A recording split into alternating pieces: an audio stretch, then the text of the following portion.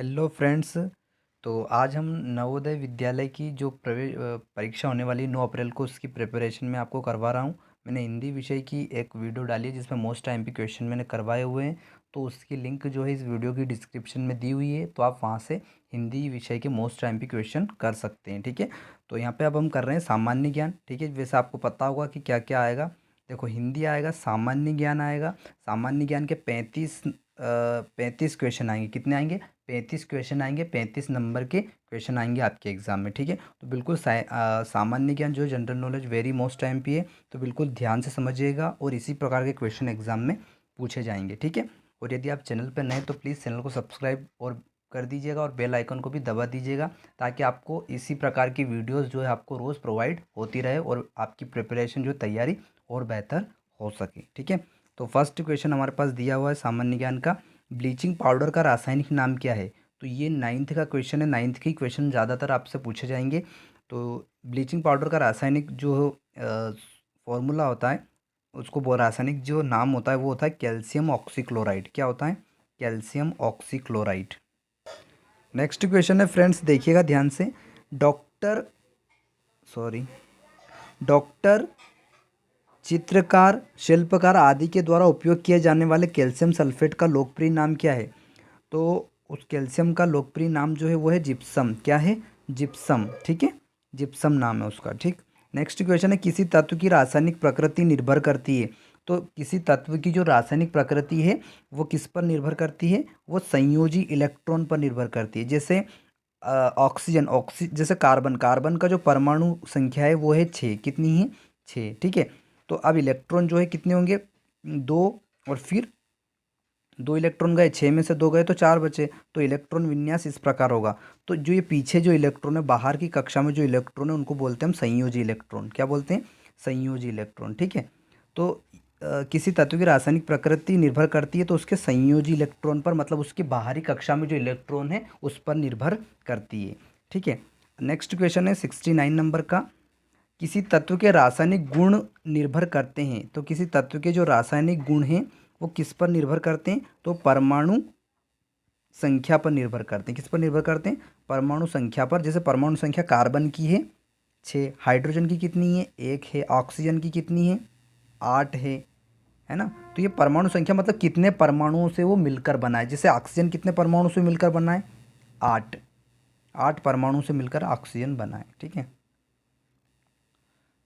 Sorry, 8 नहीं, 2 परमाणु। जैसे O2 लिखते हैं ना, मोटू, तो ये 2 परमाणु से मिलकर बना है। ठीक है। 2 परमाणु से O2 लिखते हैं, O2, तो ये 2 परमाणु से मिलकर बना है। ठीक है। 8 तो जो है इलेक्ट्रॉन है उसके उसके अंदर कितने इलेक्ट्रॉन। ठीक है। वायु में क्या क्या पाया जाता है? 670 है। वायु में क्या क्या पाया जाता है? तो वायु में जो है क्या क्या पाया जाता है ना, तो वायु में जो है ऑक्सीजन, नाइट्रोजन, कार्बन डाइऑक्साइड, भाप और कुछ निष्क्रिय गैसें पाई जाती है। ठीक है। तो डी वाला आंसर राइट होगा। नेक्स्ट क्वेश्चन पूछा गया है 71, खाद्य तेलों को किस प्रकार से वनस्पति घी में बदला जाता है? तो खाद्य तेलों को किस प्रकार वनस्पति घी में बदला जाता है ना। तो हाइड्रोजिनेशन के द्वारा। किसके द्वारा? हाइड्रोजिनेशन के द्वारा बदला जाता है। नेक्स्ट क्वेश्चन पूछा गया है, रासायनिक दृष्टि से हीरा क्या है? तो रासायनिक दृष्टि से जो हीरा है वो क्या है, ये हमको बताना है। ठीक है। तो यहाँ पे शुद्ध कार्बन है। रासायनिक दृष्टि से जो हीरा है क्या है? वो शुद्ध कार्बन है। तो कार्बन के आपसे ये भी क्वेश्चन पूछ सकते हैं कि कार्बन के कितने अपरूप होते हैं? तो कार्बन के 2 अपरूप होते हैं। एक तो हीरा होता है और एक और क्या होता है? ग्रेफाइट होता है। क्या होता है? हीरा होता है और एक और होता है ग्रेफाइट होता है। ठीक है। चलो नेक्स्ट देखते हैं, विद्युत संयोजक यौगिक में है।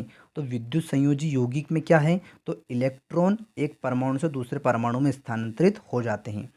इलेक्ट्रॉन जो है वो एक परमाणु से दूसरे परमाणु में स्थानांतरित हो जाते हैं। जैसे यहाँ लिखा है Na, तो Na मतलब सोडियम। सोडियम का परमाणु संख्या कितनी? 11 है। और क्लोरीन की कितनी? 17 है। ठीक है। तो ये एक दूसरे को क्या कर देते हैं? इलेक्ट्रॉन दे देते हैं। ठीक है। तो ये विद्युत संयोजी NaCl क्या है? ये नमक का सूत्र है। ठीक, इसका नमक का सूत्र क्या है? NaCl। ठीक है, सोडियम क्लोराइड। तो यहाँ पर जो है ये विद्युत संयोजी यौगिक है। कौन है? NaCl। ये क्या है? विद्युत संयोजी यौगिक। ये है सोडियम, ये है क्लोरीन। ठीक है। नेक्स्ट क्वेश्चन देखिए फ्रेंड्स, जीव द्रव्य के पृथक्करण एवं संयोजन से संबंधित वनस्पति विज्ञान की शाखा कहलाती है। तो वनस्पति विज्ञान की शाखा क्या कहलाती है? जीव द्रव्य के पृथक्करण तथा संयोजन से संबंधित जो वनस्पति विज्ञान की शाखा होती है उसे हम क्या कहते हैं? तो उसे हम जो है टिश्यू कल्चर कहते हैं। क्या कहते हैं? टिश्यू कल्चर उसे हम कहते हैं।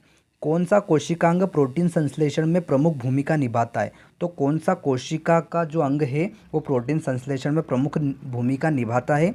तो एंडोप्लाज्मिक रेटिकुलम एवं राइबोसोम।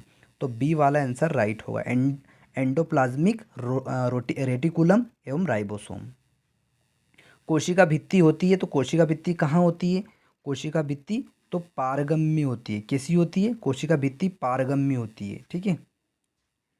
नेक्स्ट क्वेश्चन है, एक सामान्य मानव शुक्राणु में ऑटोसोम की संख्या कितनी होती है? तो ऑटोसोम की संख्या कितनी होती है? ऑटोसोम की संख्या सी 22 जोड़ी होती है। कितनी होती है? 22 जोड़ी। ठीक है। नेक्स्ट क्वेश्चन है, निम्नलिखित में से कौन एक लिंग संलग्न रोग है? तो कौन सी? वर्णंधता। वर्णंधता जो है एक लिंग संलग्न रोग है। नेक्स्ट क्वेश्चन पूछा गया है हमसे, निम्नलिखित कथनों पर विचार कीजिए। इस प्रकार के क्वेश्चन भी पूछे जाएंगे। ठीक है, इनको टफ मत समझना, बहुत ही सिंपल क्वेश्चन होते हैं ये।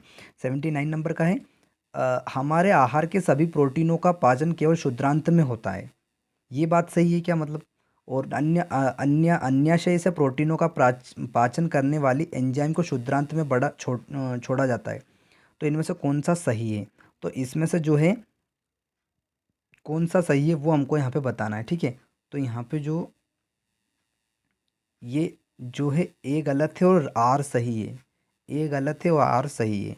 ये ए गलत है और आर सही है। ठीक है। अन्नाशय से प्रोटीनों का पाचन करने वाली एंजाइम को क्षुद्रांत में छोड़ा जाता है। ठीक है। नेक्स्ट क्वेश्चन पूछा गया, निम्नलिखित पर विचार कीजिए। अश्रु ग्रंथियों का क्रियाशील न होना विटामिन ए की कमी का लक्षण है क्या? या फिर विटामिन बी1 की कमी अपाचन तथा हृदय अपवृद्धि का कारण हो सकती है? या फिर विटामिन की कमी मांसपेशियों में पीड़ा का कारण बनती है? या फिर विटामिन डी कमी सूत्र में कैल्शियम के अधिक क्षय का कारण बनती है? तो चारों पॉइंट जो है सही हैं, तो ये आएगा आंसर ये वाला। ठीक है। डी वाला आंसर राइट होगा। चारों पॉइंट क्या है? बिल्कुल सही है। ठीक है। तो ये याद रखना, ये मोस्ट टाइम पे ये वाला नीचे का। ठीक है। विटामिन डी की कमी मूत्र में कैल्शियम के अधिक क्षय का कारण बनती है। आगे देखते हैं, पारिस्थितिक तंत्र से संबंधित निम्नलिखित कथनों पर विचार कीजिए। है ना। तो पारिस्थितिक तंत्र पर हमको विचार करना है ना। पारिस्थितिक तंत्र शब्द का प्रयोग सर्वप्रथम एजी टॉन्सलेन ने किया था। या फिर जो जीव अपना भोजन स्वयं उत्पादित करते हैं उन्हें स्वपोषी कहते हैं। जो जीव अपना भोजन स्वयं उत्पादित करते हैं उन्हें स्वपोषी कहते हैं। या फिर प्रकाश संश्लेषण की प्रक्रिया द्वारा उपभोक्ता अपने भोजन का उपयोग करते हैं। है ना। प्रकाश संश्लेषण की प्रक्रिया द्वारा उपभोक्ता अपने भोजन में वियोजक कार्बनिक पदार्थों को अकार्बनिक पदार्थों में परिवर्तित करते हैं। तो इसमें जो राइट होगा वो होगा ए वाला। कौन सा? ए वाला। मतलब ए और बी दोनों सही है ये। ठीक है। मतलब जो पारिस्थितिक तंत्र, ये याद रखना, ये बहुत मोस्ट टाइम पे आपसे ऐसे पूछे जा सकता है क्वेश्चन ऐसे कि पारिस्थितिक तंत्र शब्द का प्रयोग सर्वप्रथम किसने किया था? तो आप याद रखिएगा, एजी टॉन्सले ने जो है पारिस्थितिक तंत्र का प्रयोग किया था। ठीक है।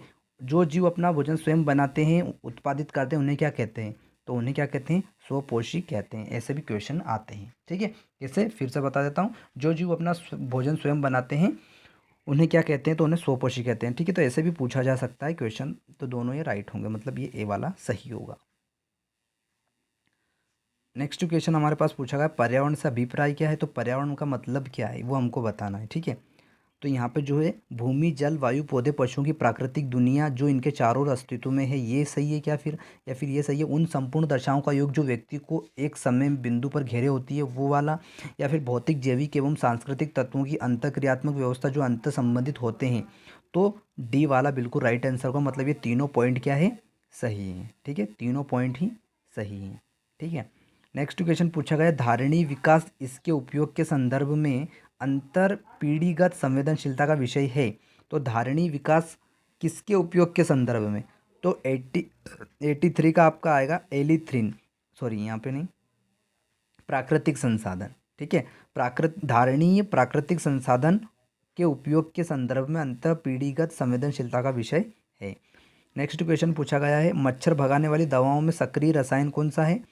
तो मच्छर को भगाने के लिए जो है वो आइसोप्रोपिन, जो मच्छर को भगाने की दवा जो होती है, जैसे ऑल आउट है, मोर्टिन है, ये इसमें कौन सी होती है, आइसोप्रोपिन जो है गैस होती है। ठीक है, नेक्स्ट क्वेश्चन पूछा गया है, बहुत ही अच्छा क्वेश्चन। निम्नलिखित में से कौन से रोग जल संक्रामक है, मतलब वो जल के द्वारा फैलते हैं। ऐसे कौन से रोग हैं जो जल के द्वारा हमको फैलते हैं। ठीक है, तो कौन से हैं ऐसे, तो ऐसा है आपका टाइफाइड, हैजा या ट्यूबरक्लोसिस या हेपेटाइटिस। तो हेपेटाइटिस कौन सा है, तो इसमें राइट आंसर हमारे पास होगा ए और तीन, मतलब बी वाला आंसर राइट होगा, बी वाला। बी वाले में क्या है, ए और तीन, मतलब एक और तीन।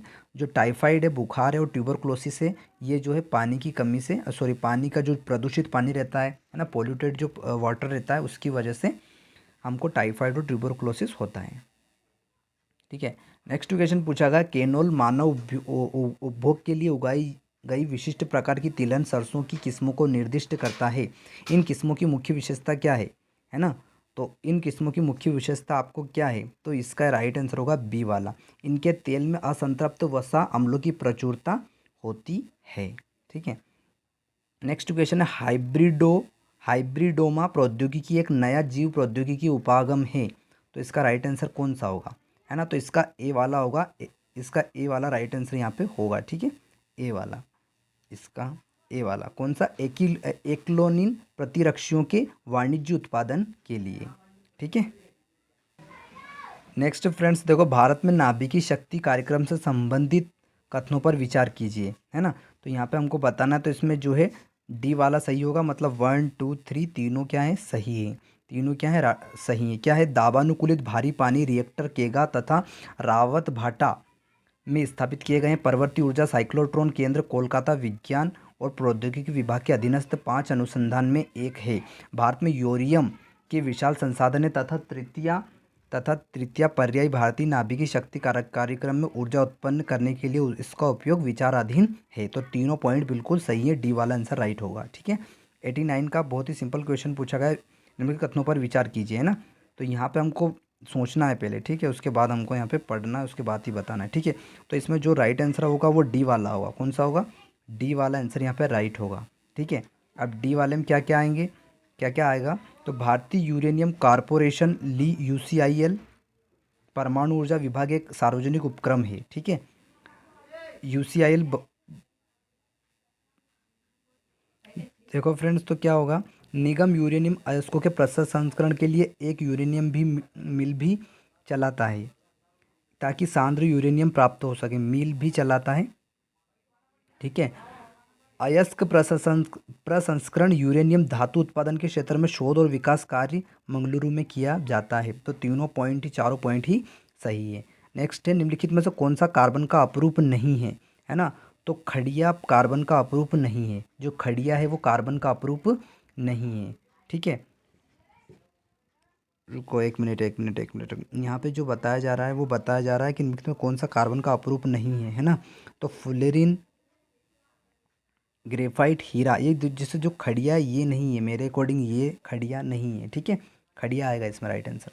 ठीक है, निम्नलिखित में से मीथेन गैस के स्रोत कौन हैं, तो मीथेन गैस के स्रोत कौन कौन से हैं, मीथेन गैस के स्रोत कौन कौन से हैं, तो इसमें जो होगा वो डी वाला, मतलब धान का खेत, कोयले का खनन, घरेलू पशु और आर्द्र भूमि क्षेत्र।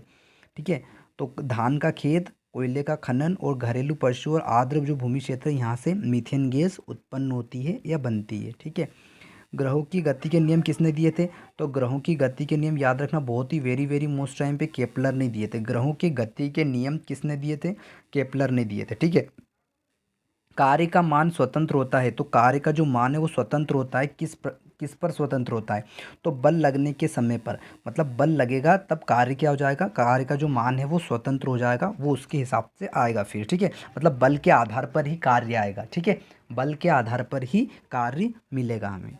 ठीक है, जब ब्रुश को पानी में डुबाते हैं तो उसके बल आपस में चिपक जाते हैं, उसके जो बाल है, सॉरी बाल जो है उसके आपस में चिपक जाते हैं, क्यों क्यों चिपकते हैं वो, तो पृष्ठ तनाव के कारण। किसके कारण, पृष्ठ तनाव के कारण उसके बाल जो है, जैसे आपने ब्रुश लिया है ना, बड़ा ब्रुश बाल वाला, और आपको उसने पानी, आपने उसको पानी में डाल दिया, तो जो उसके बाल रहते हैं वो क्या होते हैं, वो जो ब्रुश के जो बाल होते हैं वो क्या हो जाते हैं, चिपक जाते हैं। क्यों चिपक जाते हैं, पृष्ठ तनाव के कारण। किसके कारण, पृष्ठ तनाव के कारण वो चिपक जाते हैं। ठीक है। मैग्नीलियम, मैग्नीलियम क्या है? तो मैग्नीलियम क्या है हमको ये बताना है, ठीक है। तो एल्यूमिनियम की मिश्र धातु है। एल्यूमिनियम का सूत्र होता है Al, ठीक है। और एल्यूमिनियम का परमाणु क्रमांक होता है 13, ठीक है। तो आपको नाइन्थ में पढ़ने को मिलेगा। पोर्टलैंड सीमेंट का आविष्कार किसने किया? तो जो पोर्टलैंड सीमेंट है उसका आविष्कार किसने किया था? तो जोसेफ स्वीडन ने किया था। किसने किया था? जोसेफ स्वीडन ने।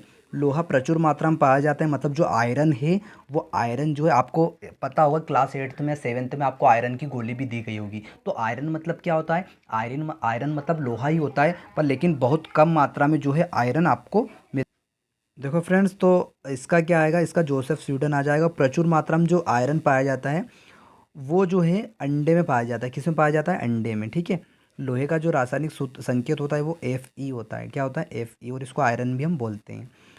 पत्तीदार सब्जियों में सबसे अधिक पाया जाने वाला तत्व कौन सा? जो पत्तीदार जो सब्जियां तो उसमें सबसे अधिक क्या पाया जाता है? तो सबसे अधिक उसमें जो है आयरन पाया जाता है। क्या पाया जाता है? आयरन मतलब लोहा पाया जाता है, ठीक है। बहुत कम मात्रा में, ऐसा नहीं कि लोहा ही चबा रहे हैं, ठीक है। धूम, कोहरा, धुआंसा, स्मोक का कारण कौन है? तो स्मोक का कारण कौन है? तो इसमें वायुमंडल में प्रदूषण तत्वों के प्रकाश रासायनिक ऑक्सीकरण द्वारा निर्मित उत्पादों का तीव्र जमाव। वायुमंडल में जो प्रदूषण तत्व हैं, प्रदूषण जो तत्व हैं उसके कारण ही जो है कोहरा होता है, स्मोक होता है, धुआं होता है, ठीक है। भारत की मानो 100 वाला जो क्वेश्चन है इसका राइट आंसर जो हमारे पास आएगा वो आएगा सी वाला, मतलब 3 और 4 सही होगा। 3 और 4 ये सही होंगे, ठीक है। पक्षियों के वास स्थानों में बड़े पैमाने पर कटौती की गई है, मतलब बड़े पैमाने पर जो उनके वास स्थान है वो कम किए गए हैं। कीटनाशक, रासायनिक उर्वरक तथा मच्छरों को भगाने वाली। देखो फ्रेंड्स, तो इसका राइट आंसर बिल्कुल क्या हो जाएगा? कीटनाशक, रासायनिक उर्वरक तथा मच्छरों को भगाने वाली दवाओं का बड़े पैमाने पर उपयोग हो रहा है, ठीक है। तो दोनों आंसर राइट हैं। आपको क्लास कैसी लगी मुझे कमेंट बॉक्स में ज़रूर बताइएगा, और आपको यदि और भी क्लासेस चाहिए तो मुझे आप कमेंट बॉक्स में बता सकते हैं। मैं आपके लिए और भी सेट मेरे पास रखे हुए हैं तो वो भी मैं आपको करवा दूंगा, ठीक है। क्योंकि आपको देखो मेहनत करना पड़ेगी, ऐसे कुछ नहीं होगा, ठीक है। आपको मेहनत करना होगी और आपको ये रिवीजन भी करना पड़ेगा, ठीक है फ्रेंड्स। तो क्लास कैसी लगी ज़रूर बताइएगा, और चैनल पर नए हो तो प्लीज़ चैनल को सब्सक्राइब जरूर कर लीजिएगा, ठीक है। और बेल आइकन को प्रेस कर दीजिएगा, क्योंकि मैं इस प्रकार की क्लासें आपके लिए रोज़ लाता रहूँगा, ठीक है। क्लास 9th का मैं मैथ्स भी पढ़ाता हूँ और 10th का मैथ्स भी पढ़ाता हूँ। यदि आपको पढ़ना है तो मुझे कमेंट बॉक्स में ज़रूर बताइएगा, और अपने फ्रेंड्स को सभी को प्लीज़ ज़रूर बताइएगा, ताकि मैं आपके लिए क्लास 9th का मैथ्स और 10th का मैथ्स भी पढ़ा सकूँ, ठीक है फ्रेंड्स। थैंक यू, और पढ़ते रहिएगा ऐसे ही, ठीक है। All the best.